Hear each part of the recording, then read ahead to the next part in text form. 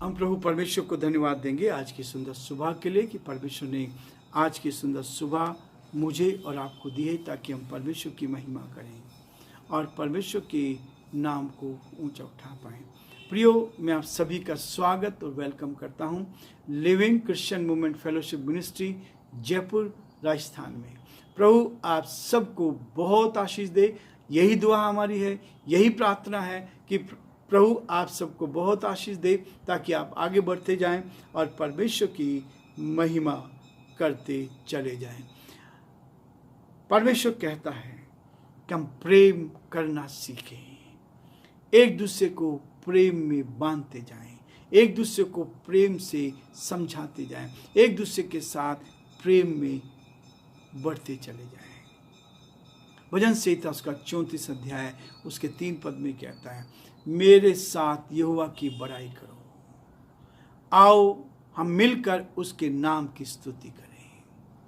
आओ हम मिलकर उसके नाम की स्तुति करें।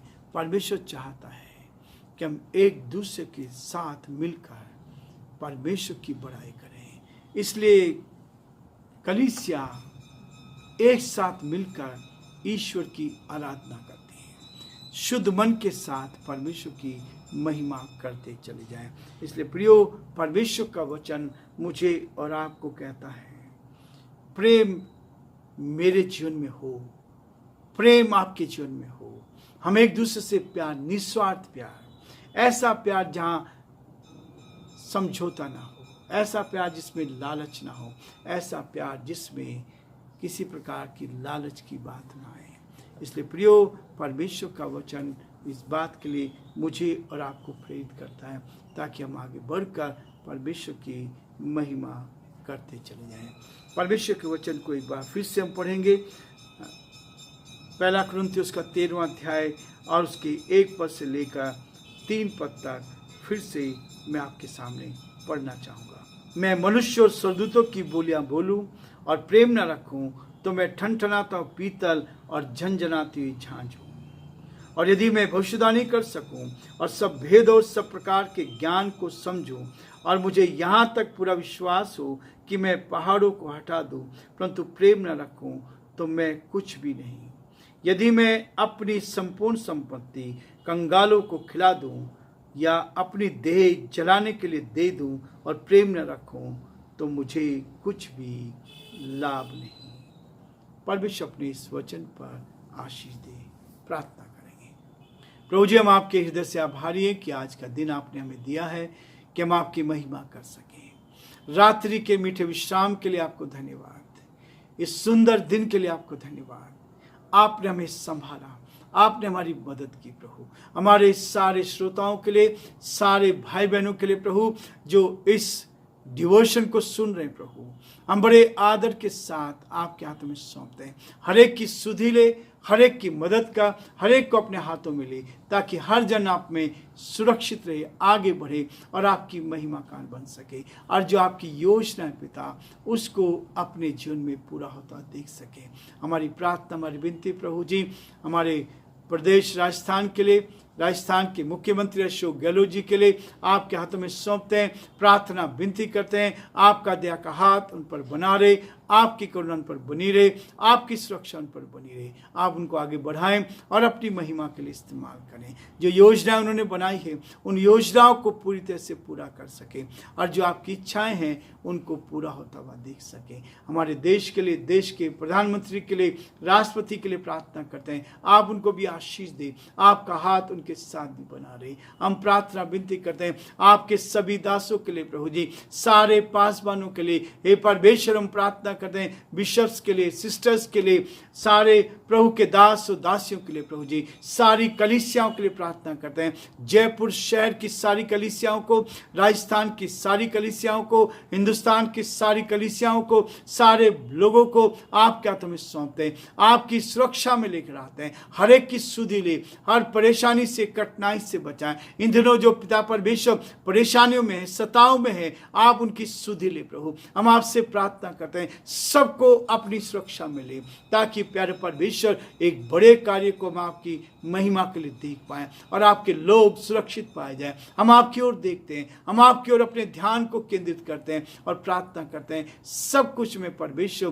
केवल आपका नाम ऊंचा किया जाए। बड़े आदर के साथ, दीनता नम्रता के साथ हे परमेश्वर हम अपने आप को आपके हाथ में सौंपते हैं और यही चाहते हैं प्रभु, आपकी सुरक्षा हर कदम पर हमारे साथ साथ बनी रहे और हम आपकी महिमा कारण बन सकें। बड़े आदर के साथ, दीनता नम्रता के साथ पिता परमेश्वर हम सभी को आपके हाथ में सौंपते हुए इस विनती को अपने प्रभु अपने धारकर्ता यीशु मसीह के नाम से मांगते हैं, आमीन।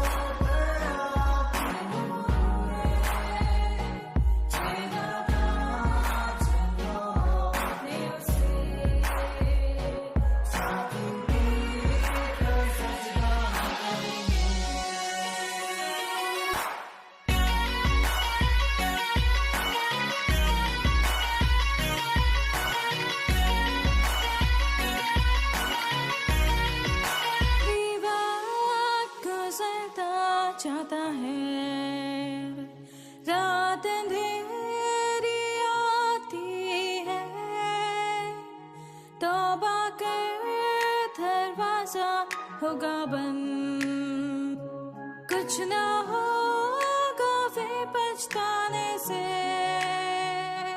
तौबा कर दरवाजा होगा बंद, कुछ ना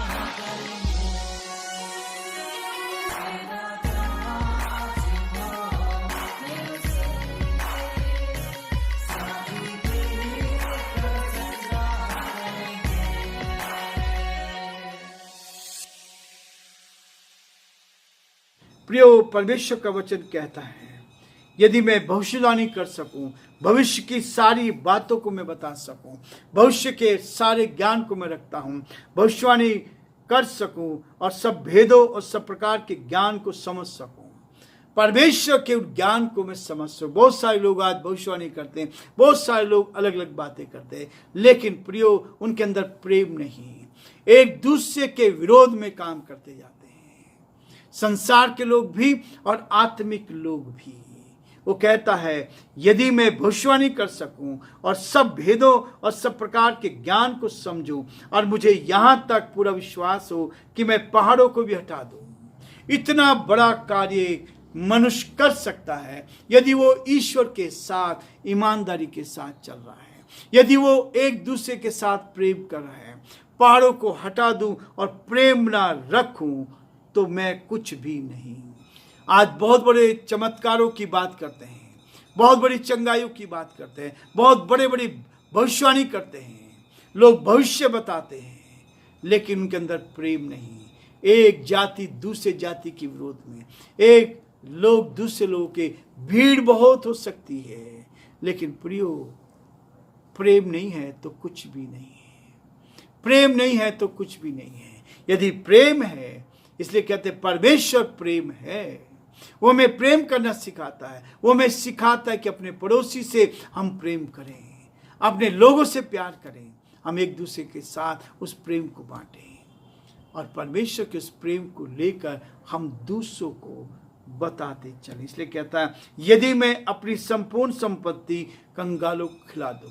बहुत सारे लोग दान देते हैं, बहुत सारे लोग दान देकर लोगों को प्रोत्साहित करते हैं, लेकिन वो कहता है यदि मैं अपनी सारी संपत्ति कंगालों को खिला दूं और अपनी देह को जलाने के लिए दे दूं और प्रेम ना रखूं। प्रिय लोग संपत्ति को, पैसों को बहुत महत्व देते हैं, लेकिन वो कहता है यदि मैं अपनी संपूर्ण संपत्ति कंगालों को खिला दूं और अपनी देह को जलाने के लिए दे दूं और प्रेम न रखूं तो मुझे कुछ भी लाभ नहीं। आज संसार में लोग लाभ के लिए बहुत कुछ करते हैं। मुझे इससे क्या फायदा होगा, कैसे मुझे आगे बढ़ने की हिम्मत मिलेगी। इसलिए प्रभु चाहता है कि हम परमेश्वर के प्रेम को बांट सकें, परमेश्वर के प्रेम को बांट सकें, एक दूसरे को परमेश्वर के इस प्रेम को बांटते चलें। प्रियो, परमेश्वर का वचन कहता है कि हम एक दूसरे के साथ प्रेम करें, सफलता पाएं, सफलता पाएं।